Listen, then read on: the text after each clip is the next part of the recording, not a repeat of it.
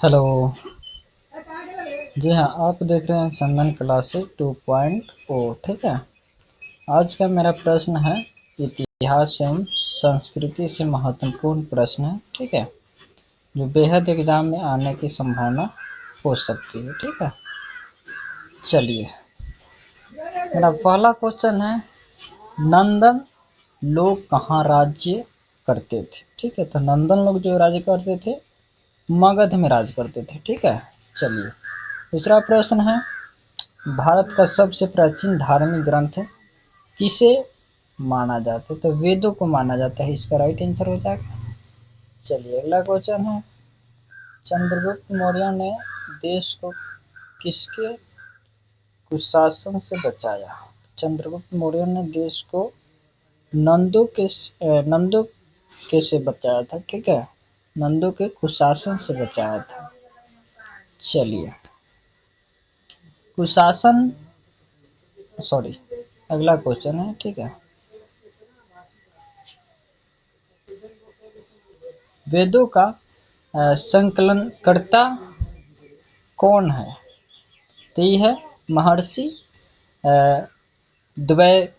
द्वैपायन वेदव्यास। ठीक है, चलिए अगला क्वेश्चन है, पाटलिपुत्र किसकी राजधानी थी? तो पाटलिपुत्र किसकी राजधानी थी? तो मौर्य राजाओं की। ठीक है, मौर्य राजाओं की। वेदों की संख्या कितनी होती है? तो वेदों की संख्या होती है 4। ठीक है, कितनी है?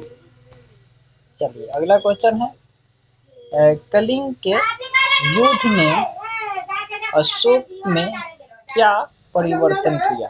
ठीक है, इसका राइट आंसर हो जाएगा, उसमें भविष्य में कोई लड़ाई न लड़ने का निर्णय किया। ठीक है, चलिए अगला क्वेश्चन है, हप्पी किसकी राजधानी थी? तो हप्पी जो थी ना, वो विजयनगर साम्राज्य की राजधानी थी। ठीक है, विजयनगर साम्राज्य की राजधानी थी। चलिए वेदों का क्रम क्या है? तो वेदों का क्रम है ऋग्वेद, सामवेद, यजुर्वेद और अर्थवेद। चलिए अगला क्वेश्चन है, भारतीय इतिहास स्वर्ण युग किस वंश को कहा जाता है? तो गुप्त वंश को कहा जाता है। ठीक है, चलिए अगला क्वेश्चन है, भारत का नेपोलियन किस राजा को कहा जाता है? नेपोलियन जो है समुद्रगुप्त को कहा जाता है। चलिए अगला क्वेश्चन है, सबसे पुराना वेद कौन सा है? तो सबसे पुराना वेद है ऋग्वेद। नालंदा विश्वविद्यालय किस राज्य में था? बिहार में था। ठीक है, नालंदा विश्वविद्यालय कहाँ था? तो बिहार में। चालुक्य वंश कहाँ स्थित था? वातापी में स्थित था। ठीक है, ऋग्वेद में मंडलों की संख्या कितनी है? तो ऋग्वेद में मंडलों की संख्या 10 है। चलिए अगला क्वेश्चन है, सातवाहन राज्य के दक्षिणी में क्या था? सातवाहन राज्य के दक्षिण में था चरी राजाओं का राज। ठीक है, चोल राजाओं का राज और पांड्या राजाओं का राज था। ठीक है, ये तीनों था। चलो, चोल राजाओं का केंद्र कहाँ था? तो चोल राजाओं का केंद्र जो है तंजौर में था। ठीक है, चलिए अगला क्वेश्चन है, ऋग्वेद में सूक्तों की संख्या कितनी है? तो 1008 है सूक्तों की संख्या। ठीक है, चलिए ऐतिहासिक चोल राज्य किस आधुनिक नगर के पास स्थित है? तो हैदराबाद स्थित है। ठीक है, चलिए अगला क्वेश्चन है, एलोरा के भव्य शिव मंदिर का निर्माण किसके शासनकाल में कराया गया था? वो कराया गया था कृष्ण देव प्रथम।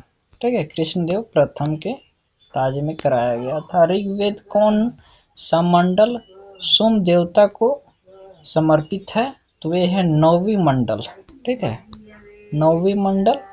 चलिए ऋग्वेद समाज में कौन सी प्रथा नहीं थी? ऋग्वेद समाज में थी कौन सी प्रथा नहीं थी? तब बहुपति विवाह। ठीक है, चलिए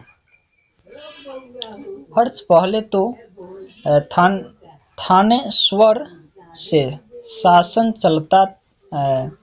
चलाता था, बाद में उसने अपनी राजधानी किसको बनाया? पूछ रहा है किसको, तक कन्नौज को बना दिया। चलिए अगला क्वेश्चन है, दशराज्य युद्ध किस नदी पर लड़ा गया? वो है पृशनी नदी पर लड़ा गया। ठीक है, पृशनी नदी पर लड़ा गया। रांची के स्तूप का निर्माण किसके द्वारा कराया गया? तो कराया गया अशोक के द्वारा। ठीक है,